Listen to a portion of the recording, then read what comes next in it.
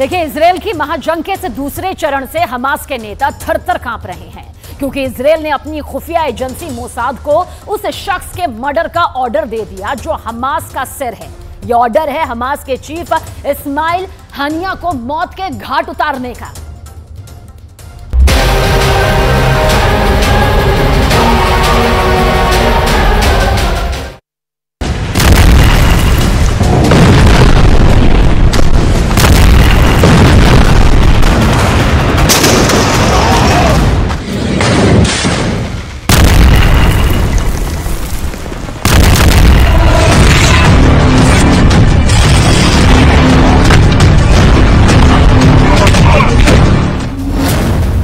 Gaza से लेकर Qatar तक, इस्माइल हनिया से लेकर याहिया सिनवार तक हमास के नेताओं के बीच हड़कंप मचा है। एक एक को अपनी जान का डर सता रहा है, क्योंकि इजराइल ने हमास के नेताओं को ठिकाने लगाने का ऑर्डर दे दिया है। इजराइल के प्रधानमंत्री बेंयामिन नेतन्याहू पिछले हफ्ते ही पूरी दुनिया के सामने ताल ठोक कर कह चुके हैं कि उन्होंने अपनी इंटेलिजेंस एजेंसी मोसाद को लिख कर दे दिया है कि हमास का एक भी नेता जिंदा नहीं बचना चाहिए, फिर चाहे वो गाजा में हो या गाजा के बाहर। हमास के नेता दुनिया के किसी भी कोने में छिपे हों, अब मारे जाएंगे।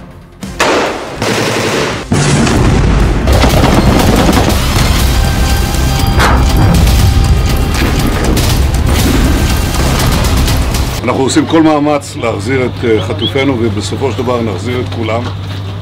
יש לנו 3 יעדים במלחמה הזאת: לחסל את החמאס, להחזיר את כל חטופינו.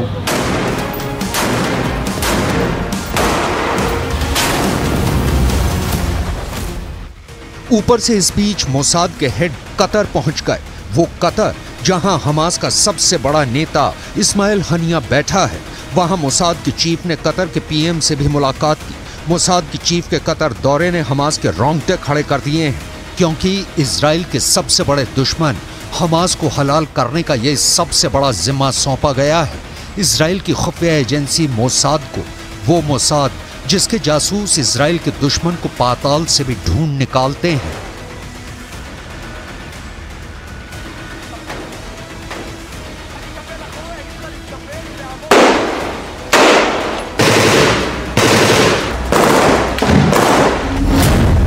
यानी अब इजराइल सीधा हमास के सर, उसके दिमाग पर गोली चलाने की तैयारी कर चुका है, और इजराइल की पहली गोली चलेगी इस्माइल हानिया पर, क्योंकि हमास का दूसरा नाम ही इस्माइल हनिया है। शुरुआत से हमास से जुड़ा हनिया 2017 से हमास का हेड है।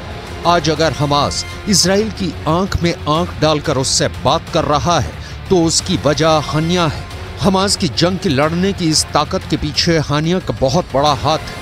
हनिया सुन्नी मुसलमान है, मगर इस बात को भुलाकर उसने शिया ईरान से करीबियां बढ़ाकर हमास को हथियार से लेकर ट्रेनिंग और फंड, वो सब कुछ दिलवाया, जिसकी बदौलत हमास 7 अक्टूबर जैसा इजराइल पर अब तक का सबसे बड़ा हमला कर पाया।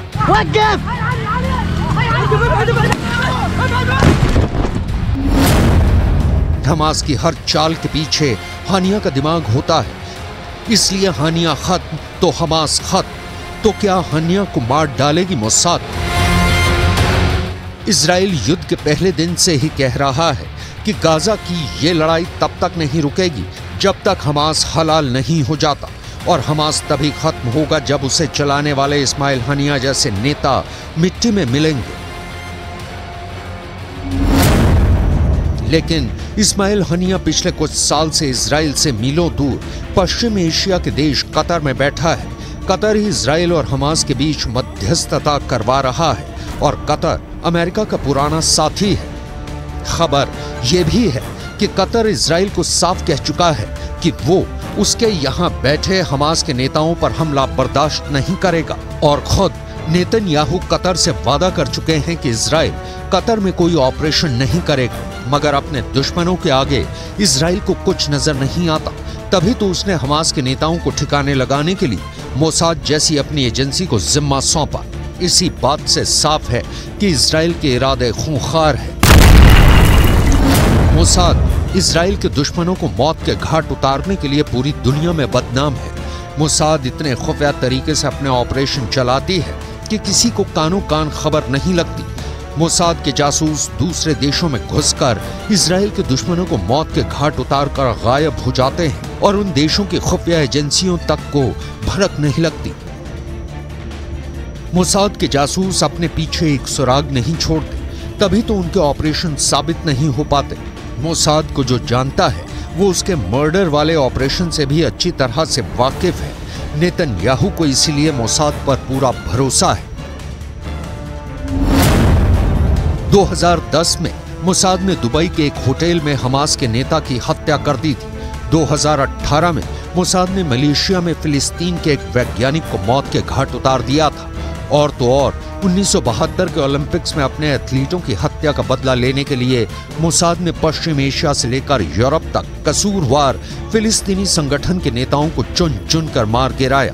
ये तो ऐसा कांड है जिस पर हॉलीवुड के निर्देशक स्टीवन स्पीलबर्ग 2005 में फिल्म तक बना चुके हैं। इजराइल के दुश्मनों को चुपके से मौत के घाट उतारने के लिए मोसाद की एक खास यूनिट काम करती है।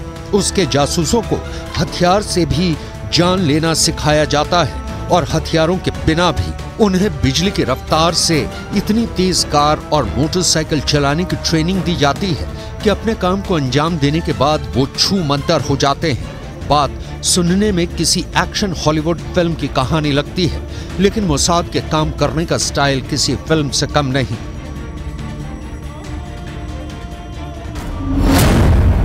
दो 2018 में मोसाद के जासूसों ने मोटरसाइकिल का इस्तेमाल करके ही मलेशिया में फिलिस्तीन के वैज्ञानिक की हत्या की थी। ऐसा भी नहीं है कि अपने ऑपरेशन को अंजाम देने में मोसाद ने ये महारत अब जाकर हासिल की है। मोसाद शुरुआत से ही बड़े बड़े खुफिया हत्याकांड करता रहा है।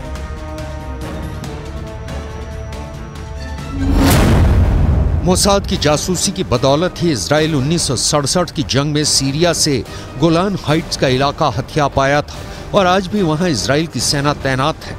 तब मोसाद ने एली कोहेन नाम के अपने जासूस को सीरिया भेजा था।